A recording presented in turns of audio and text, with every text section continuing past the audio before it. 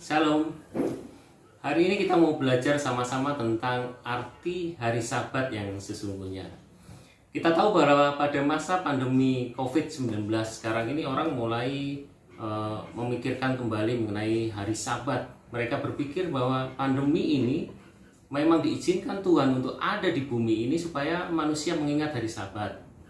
Ya, memang dengan adanya pandemi COVID ini kita mengetahui saat ini bumi sudah mulai melakukan recovery kembali. Bumi yang rusak mulai bisa memulihkan keadaannya kembali. Tapi kita mau berpikir lagi lebih dalam arti Sabat yang sesungguhnya itu seperti apa. Kita mau baca dulu dalam Keluaran 20 ayat 8 sampai 11. Di sana dikatakan, "Ingatlah hari Sabat dan peliharalah kekudusannya.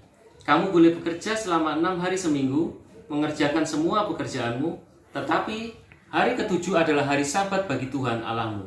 Pada hari itu jangan ada seorang pun yang bekerja. Kamu, anakmu laki-laki, anakmu perempuan, hambamu laki-laki dan hambamu perempuan, bahkan ternakmu dan orang asing yang tinggal di kotamu jangan bekerja. Sebab selama 6 hari Tuhan bekerja menciptakan langit, bumi, laut, dan segala sesuatu yang ada di dalamnya, dan ia beristirahat pada hari ketujuh. Oleh sebab itu Tuhan memberkati hari Sabat dan menguduskan hari itu." Berdasarkan ayat ini maka orang mulai mengartikan hari Sabat itu menurut pengertian yang hurufiah. Jadi ada yang menganggap hari Sabat itu adalah hari Sabtu. Sehingga karena orang sekarang sudah tidak mulai beribadah pada hari Sabtu, maka Tuhan mendatangkan pandemi COVID ini.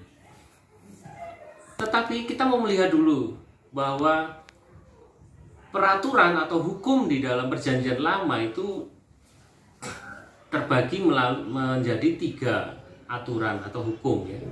Yang pertama adalah hukum sipil yang mengatur tentang ketertiban dan bermasyarakat. Dan hukum ini tidak berlaku lagi karena saat ini kita telah memiliki aturan hukum tersendiri pada negara masing-masing. Di Indonesia kita punya aturan hukum yang berlaku di Indonesia ya. Kemudian ada yang namanya hukum moral ya. Hukum moral ini yang menyangkut kehidupan moral yang sifatnya mutlak dan tidak boleh dilanggar. Seperti jangan membunuh, jangan mencuri, jangan berzina, dan seterusnya. Dan yang ketiga adalah hukum seremonial, yaitu hukum yang mengatur kegiatan seremonial. Nah, hukum ini ya yang saat ini sudah dihapus dan harus diartikan arti yang sebenarnya. Sebagaimana yang tertulis dalam Efesus 2 ayat 15 dikatakan, "Sebab dengan matinya sebagai manusia, ia telah membatalkan hukum Taurat dengan segala perintah dan ketentuannya, untuk menciptakan keduanya menjadi satu manusia baru di dalam dirinya, dan dengan itu mengadakan damai sejahtera." Ya. Jadi hukum Sabat itu masuk hukum yang mana? Hukum sipil tentu bukan, karena dia tidak mengatur mengenai hal-hal yang ketertiban dalam masyarakat. Apakah dia hukum moral? Ataukah dia hukum seremonial? Saya lebih cenderung mengatakan bahwa ini adalah hukum seremonial, dan itu sudah tidak berlaku lagi secara hurufiah di dalam kehidupan kita sehari-hari ya. Kita tahu apa yang Tuhan Yesus katakan tentang hukum Taurat itu. Tuhan Yesus tentang hukum hari Sabat itu. Tuhan Yesus menjelaskan dengan terus terang mengenai hari Sabat di dalam Markus 2 ayat 27 sampai 28.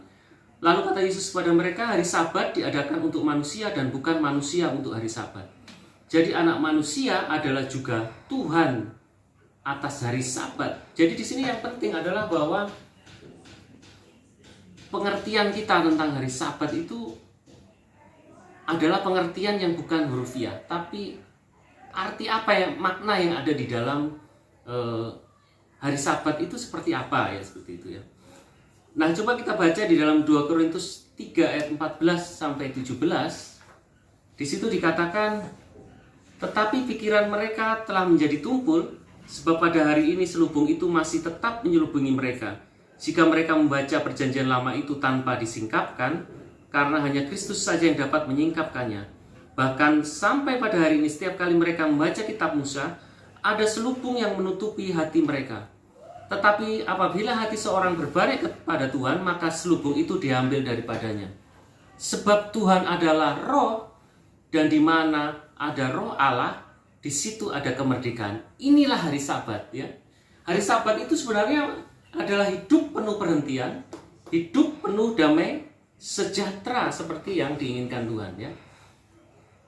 Di mana ada Roh Allah, di situ ada kemerdekaan. Jadi kita harus mengartikan hari Sabat itu adalah hari di mana kita, hati kita, roh kita, jiwa kita ada perhentian, ada kelegaan di situ. Itulah hari Sabat, ya. Bukan menunjuk pada hari Sabtu, hari Minggu atau hari lainnya. Di dalam Filipi 4 ayat 7 dikatakan, damai sejahtera Allah yang melampaui segala pengertian akan memelihara hati dan pikiranmu dalam Yesus Kristus. Inilah hari Sabat, ya.